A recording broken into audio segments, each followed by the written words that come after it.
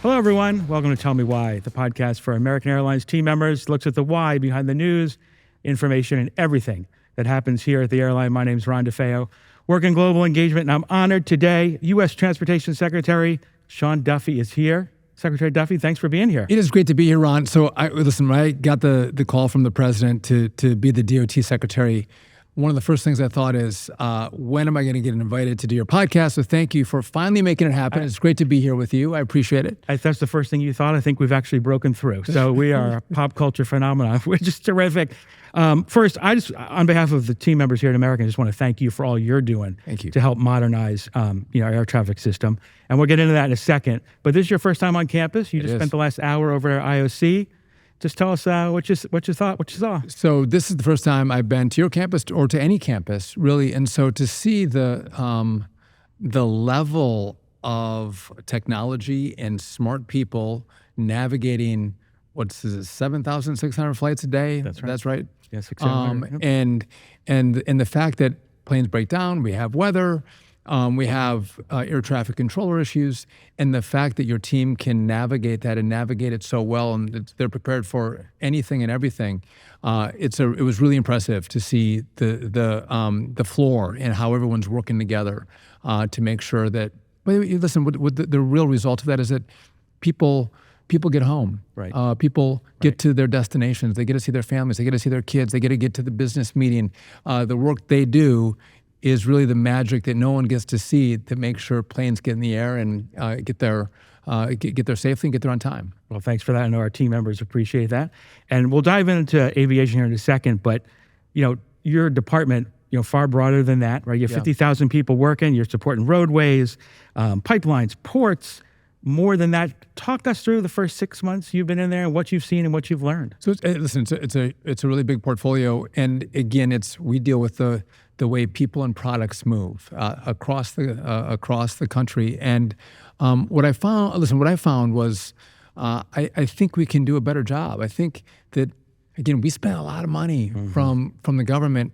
I want to make sure that we can build faster, build more cost effectively, which, by the way, that's not a political issue. Everybody wants their roads and their bridges because no one likes to be stuck in traffic. No one wants to be stuck on a tarmac. And so we focused on how can we still do everything right, but how can we streamline the spend to build better?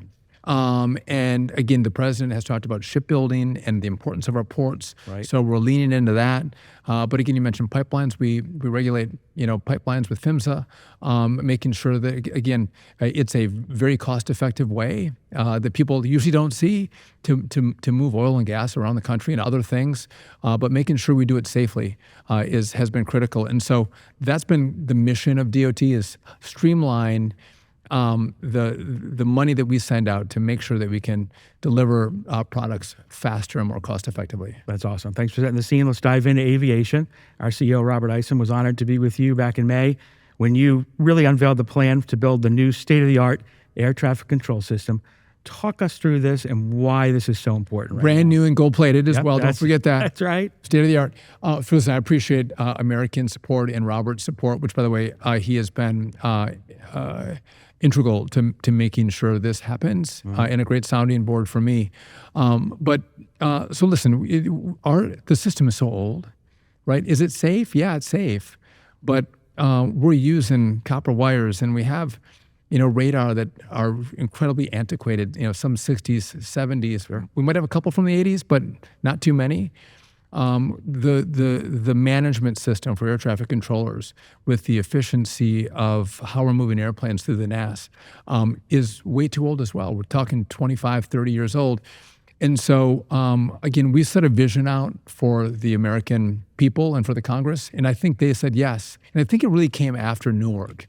People really, their eyes were open to say, the telecom went down for 30 seconds? Right. What? Right. And so we got $12.5 billion in one big, beautiful bill, which is a great start. But all in, if we're going to redo, again, get the right technology, get the right telecom, but also we have to rebuild the bricks and mortar of our towers, our TRACONs, and our centers. All in, that's going to be about $31.5 billion. Right. And I think the Congress is going to give it to us.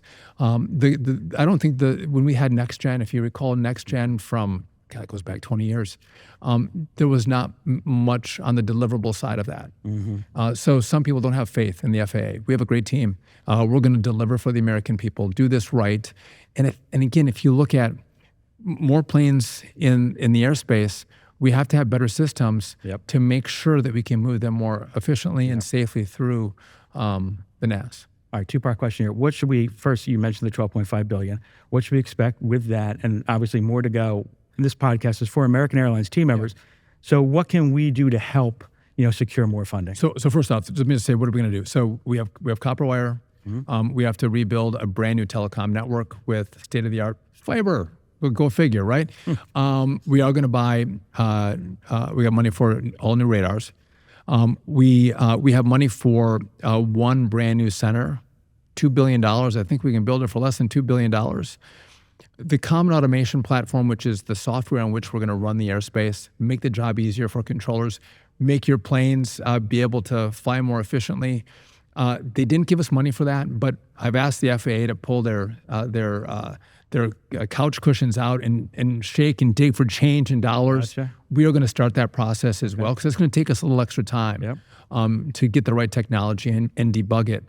But my hope is that, again, this is just for Americans, so my hope is by next summer, this is not going to be done. But I think we're going to have changes in place that are going to be noticeable for you all, but also for the American people, that things are improving. Okay. And I think we have to start with, we got the biggest problems first. There's a lot of problems that happen on the East Coast that just ricochet and ripple throughout the system that caused delays everywhere. Sure. And so we have to go to those problem places first. But by the way, it hasn't been done because it's hard. We're keeping planes in the air. We're upgrading the system. And the key part of this is safety. And so I think people were always afraid, and it's just was too challenging. And again, I'm at NASA now, so I'll tell you that if we can put a man on the moon in the 60s, we can upgrade our air traffic control system, do it safely, do it well, which is what our mission is. That's great.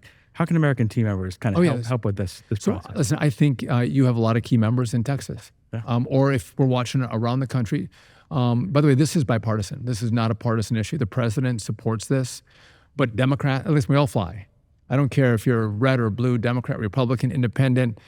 We all fly, our families fly. We want it to be safe. And so whoever your member of Congress is or your senator is in the place that you live, tell them you're an American airline employee. No matter what you do, you can book, you can bag, you can be a pilot or a flight attendant, whatever the thing is you do, tell your member of Congress or send them an email where you work and how important this is for American, but for the whole airline industry, but for all of America. This is a huge part of our economy. So I would ask you all to lend your voices to this cause.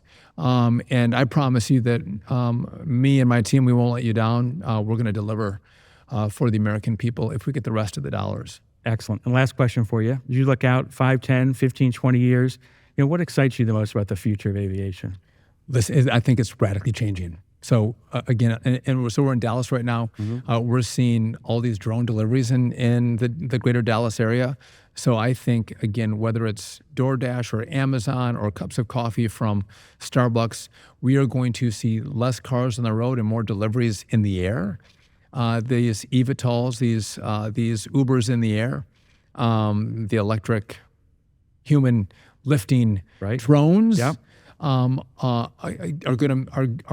going to make the airspace more complicated and far more interesting and far more fun, which is why we have to finish this build to make sure that we have a system in place that can accommodate a lot more users of the airspace. It's just not going to be you guys and other airlines and general aviation. We have a whole cadre of issues that are going to come into the airspace, and we have to be prepared for that.